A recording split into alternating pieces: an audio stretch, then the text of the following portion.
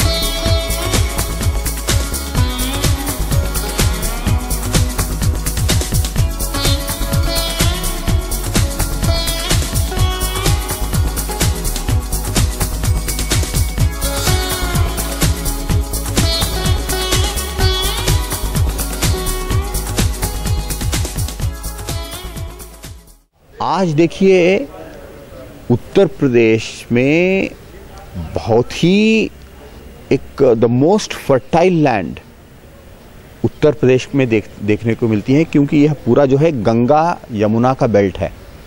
यहाँ बुंदेलखंड छोड़कर यहाँ जल पानी विपुल मात्रा में है। यहाँ ज़मीन बहुत उपजाऊ है, पानी की कमी नहीं है। तो यहाँ क्यों कृषि आज बदहाल स्थिति में है? इसका एक बहुत बड़ा कारण है कि यहाँ बिजली नहीं मिलती है। आज बिजली के बिना कृषि संभव नहीं है, कारीगरी संभव नहीं है, फैक्ट्री नहीं चल सकती है। तो इसलिए इस विजन डॉक्यूमेंट में हमारा सबसे बड़ा जो एक बड़ी एक विजन जो है, दृष्टि जो है, वही है कि अगले 5 सालों में हम उत्तर प्रदेश में 24 घंटा बिजली की आपूर्ति करने के लिए हमने एक कार्य योजना बनाई है।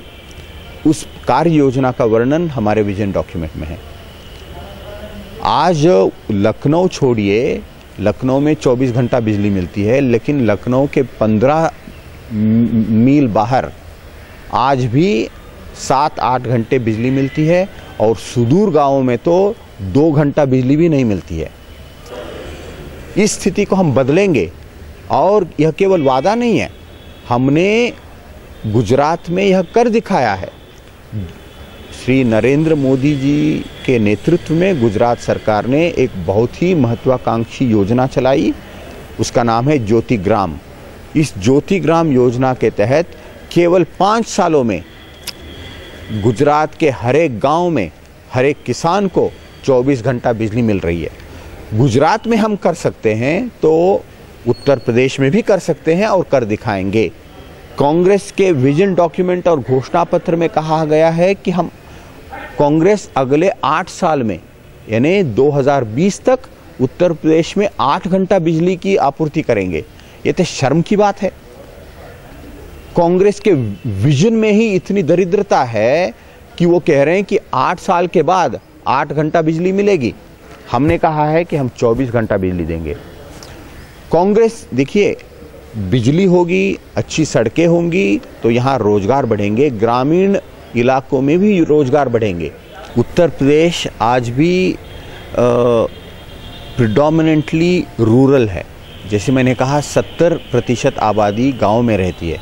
तो हमने कहा है कि इन पर हम एक कंपल्शन डालेंगे कि अमीरों के लिए जो घर बनाते हैं, साथ ही साथ मध्यम वर्ग और गरीबों के लिए भी घर बनाना अच्छे गुणवत्ता का घर बनाना उनके लिए कंपलसरी होगा, क्योंकि इन अमीरों के घर में काम करने वाले कौन होते हैं? क्या वो झोपड़ी में रहे, मलिन बस्ती में रहे? ये हमारे लिए बिल्कुल अस्वीकार्य है। तो साथ ही साथ हमने कहा है कि अगले 5 सालों में सबको, यानी ग्रामीण क्षेत्रों में रहने वाले या शहरी क्षेत्रों में रहने वाले लोगों के लिए पक्की आवास की योजना बने। हम यहाँ एक ऐसा वातावरण बनाएंगे कि देश और विदेश के निवेशक उत्तर प्रदेश आए, नए इंडस्ट्री खोले। हम चाहते हैं कि एक तरफ यहाँ के जो पारंपरिक उद्योग हैं, यहाँ के कारीगर हैं, बुनकर हैं, हस्तशिल्प के, यहाँ जहाँ लाखों लोगों को आज उपजीविका मिलती है, रोजगार मिलते हैं, इनका भी विकास हो और साथ साथ यहाँ हाईटेक इंडस्ट्रीज आए।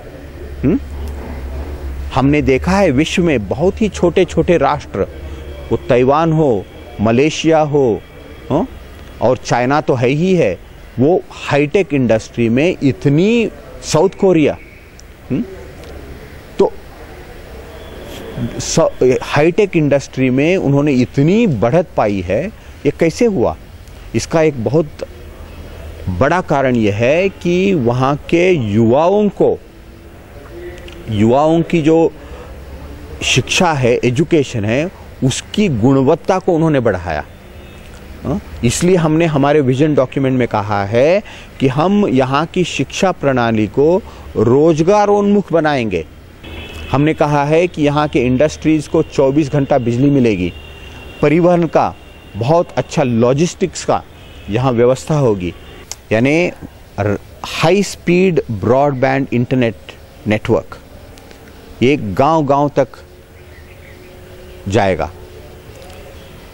इसका सबसे बड़ा लाभ जो होगा यहाँ के छात्र छात्राओं को होगा। हम इंटरनेट द्वारा यहाँ की पूरी शिक्षा प्रणाली को, शिक्षा व्यवस्था को हम आधुनिक बनाएंगे।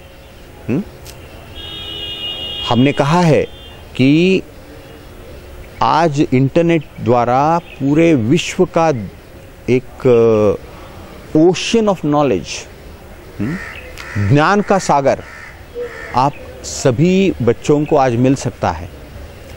लेकिन इसके लिए आवश्यक है कि जन जन तक, गांव-गांव तक, गांव के स्कूलों में भी इंटरनेट द्वारा शिक्षा, इंटरनेट बेस्ड एजुकेशन प्राप्त हो।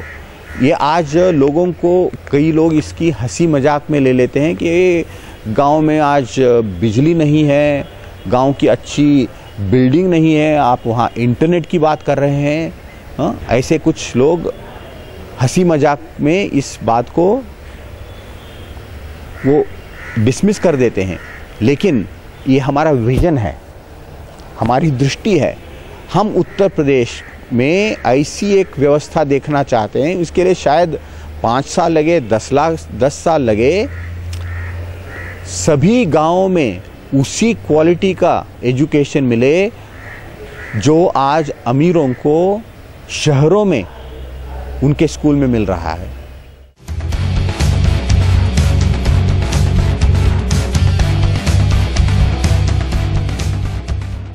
गांव के विकास के लिए तो सबसे पहली बात कि सड़कें होनी चाहिए और नाली होनी चाहिए।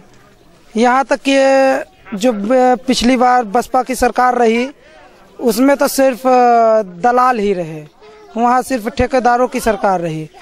जितना पैसा आया सब ठेकेदार मंत्री लोग मिलके खा गए। न सड़क है, न नाली है, न बिजली है, कुछ भी नहीं हुआ। तो गांव का विकास कैसे हो पाएगा? अगर गांव में विकास करवाना ही है तो किसानों के लिए बिजली होनी चाहिए, सड़क होनी चाहिए, ताकि जो सामान है किसानों का वो मंडी तक पहुंच जाए और उनको उचित रेट मिले। जब साधन ही नहीं होंगे, सड़कें नहीं होंगी, तो किसान अपना सामान कहाँ तक, कैसे पहुंचाएगा मंडी तक? और जब किसान का सामान नहीं पहुंचेगा तो उसको पैसा कहाँ से मिलेगा? इसी वजह से तो महंगाई है। जितना कांग्रेस सरकार कह रही है कि हम किसानों के लिए इतना कर रहे हैं, उतना कर रहे हैं, सिर्फ कहने के लिए है। कांग्रेस सरकार ने तो चटनी और रोटी में भी आग लगा दी है।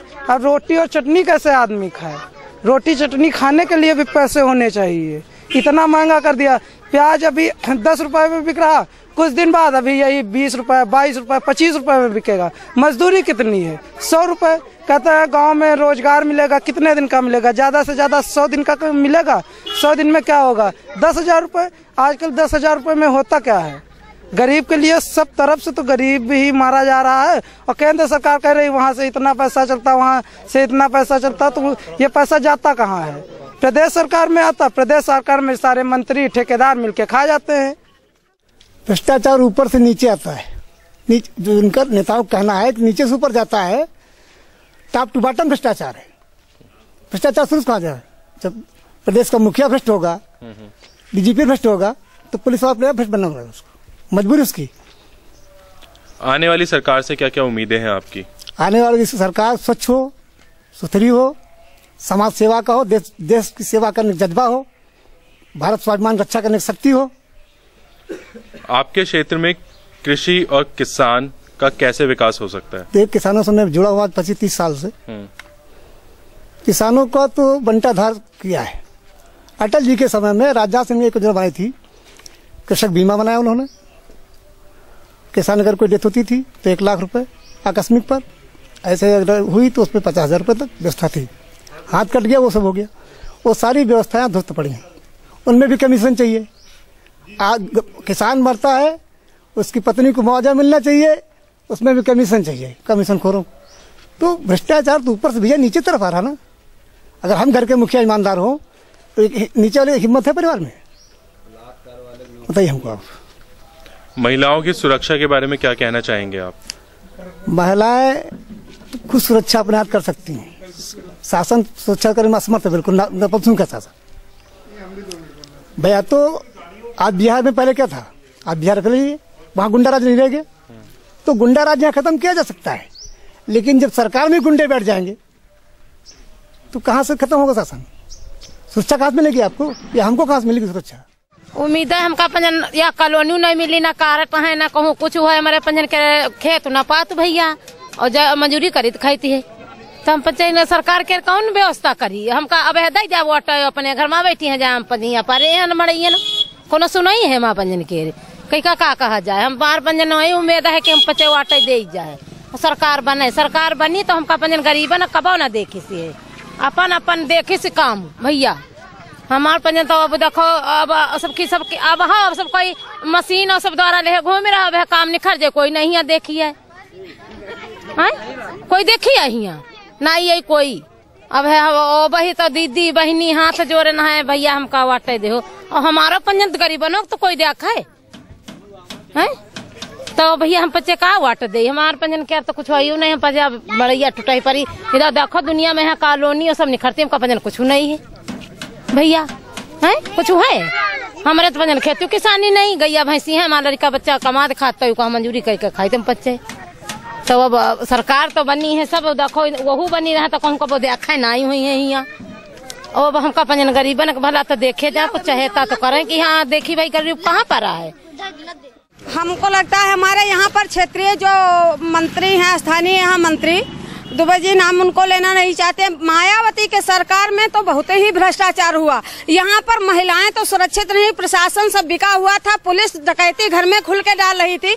हम लोग बरसों से यहाँ रह रहे हैं, कभी ऐसी घटनाएं नहीं हुई। लेकिन स्थानीय मंत्री की वजह से हमारी एक कार्यकर्ता थी मिथिलेश सिंह, उस पर 50 फर्जी मुकदमे लगाए गए बसपा की सरकार में, जो कि नहीं होना चाहिए। इसलिए बसपा की सरकार तो बहुत ही गंदी सरकार है और इसको हम कतई हम लोग नहीं पसंद करते हैं। रह गई मुलायम सिंह की सरकार, मुलायम सिंह की सरकार में अपनी बात कहने के लिए नहीं। कल मैंने हमारे क्षेत्र में एक घटना घट गई जिसमें वो उनकी मुलायम सिंह की सरकार थी, मुलायम सिंह की सभा थी। आजम खां भारत माता को डायन कह रहा था, उसमें कहने लगे। तो हमने कहा मायावती वो मुलायम सिंह की सरकार को हम लोग बिल्कुल नहीं पसंद करते, कतई नहीं पसंद। शासन में बहुत ही गुंडाई चलती है, लड़कियां सड़क पर निकल नहीं सकती, लड़कियों के साथ बदतमीजी होती है, छेड़छाड़ होती है। इसलिए हम लोग समाजवादी को भी नहीं, रह गई कांग्रेस के सरकार में बहुत ही महंगाई होती है, भ्रष्टाचार होता है बहुत ही, जिसकी कोई जात नहीं पात नहीं। हम कांग्रेस को बिल्कुल हम सब महिलाएं नहीं लाइक करते हैं, सिर्फ भाजपा को लाइक करते हैं। हम सब लोग तन मन धन से भाजपा को ही सरकार भी बनाना चाहते हैं, बल्कि केंद्र में भी हमारी सरकार है। भारतीय जनता पार्टी के सिवा हम पूरी क्षेत्र की जनता कोई पसंद नहीं करती, सिर्फ भाजपा को पसंद करते हैं। हमारी भारतीय जनता पार्टी हर क्षेत्र में अच्छा शासन, अच्छा सुव्यवस्था, लड़कियों से छेड़खानी भी नहीं होती, कभी कोई घटनाएं नहीं होती। हम सब महिलाएं भाजपा के ही शासन में सुरक्षित रहते हैं। हमारे इस क्षेत्र से लगभग 12-13 किलोमीटर बख्शी तालाब पड़ता है। वहाँ पर मात्र एक इंटर कॉलेज है। लड़कियों के लिए शिक्षा की कोई व्यवस्था नहीं है। और अगर इस क्षेत्र में 2-4 किलोमीटर पर एक शिक्षा इंटर कॉलेज की व्यवस्था हो जाए, खासकर लड़कियों के लिए, क्योंकि पिछड़ा हुआ क्षेत्र है। इस क्षेत्र ने पता नहीं कितने मंत्री दिए, भगवती सिंह जी भी मंत्री रहे, अभी माननीय नकुल दुबे जी मंत्री हैं, और इस क्षेत्र में शिक्षा के लिए उन्होंने कुछ नहीं किया। प्रदेश के प्रत्येक गांव को कंप्यूटर के माध्यम से प्रदेश सरकार तथा संबंधित सभी विभागों के मुख्यालयों, मंडलीय, जिला व ब्लॉक कार्यालयों से इस प्रकार जोड़ना कि गांव से संबंधित सभी जानकारी तुरंत ही कंप्यूटर पर उपलब्ध हो। सभी गांवों को ई गवर्नेंस प्रणाली से जोड़ना। प्रत्येक गांव के विकास एवं रख रखाव के लिए अलग से प्रावधान करना। गांवों तक उत्तम परिवहन तथा संचार सुविधाएं उपलब्ध कराना। प्रत्येक गांव को 2-3 तरफ से जैसी स्थिति हो चौड़ी पक्की सड़कों से जोड़ना। सड़कें ऐसी हों कि बढ़ती आबादी तथा परिवहन संख्या को देखते हुए आगे आने वाले कम से कम 50 वर्षों तक उन्हें चौड़ी करने की आवश्यकता न हो।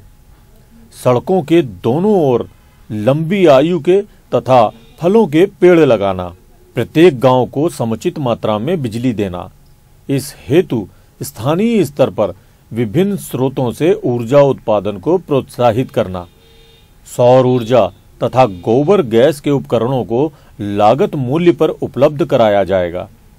बिजली के स्थानीय उत्पादन पर कोई शुल्क नहीं लगेगा। गांवों में ग्रामीण, कुटीर तथा लघु उद्योगों की स्थापना के लिए भूमि उपलब्ध कराना तथा इसके लिए सुविधाएं उपलब्ध कराना। इन उद्योगों से संबंधित जानकारी, सहायता व परामर्श हेतु चल सहायता मौके पर उपलब्ध कराना। शुद्ध पेयजल आपूर्ति के लिए नलकूप बनाने के अलावा जलापूर्ति सुनिश्चित करना। गांवों को आधुनिक सुविधाओं से युक्त किया जाएगा। ग्रामीण बस्तियों का पुनर्निर्माण तथा नई ग्रामीण बस्तियों और रास्तों का सृजन। समन्वित ग्रामीण विकास हेतु क्षेत्र समितियों के स्तर पर विशेष बल दिया जाएगा। ग्राम पंचायतों को विकास कार्यों की दृष्टि से अधिकार संपन्न करते हुए उनकी जवाबदेही भी सुनिश्चित की जाएगी। गांवों में साफ सुथरे और उचित स्थान वाले आवास का निर्माण कर सस्ते दामों, बिना ब्याज की किश्तों पर देना। गांवों में आवास एवं सड़क के विकास की योजनाओं में ग्रामीण समाज की समुचित भागीदारी सुनिश्चित करना। हर एक ग्राम मंडल पंचायत क्षेत्र में एक ग्राम गौरव म्यूजियम की स्थापना। इस म्यूजियम में क्षेत्र के गांवों का गौरवशाली इतिहास, वहां के महापुरुषों के बारे में जानकारी, कला संस्कृति की पहचान इत्यादि को चिन्हित किया जाएगा।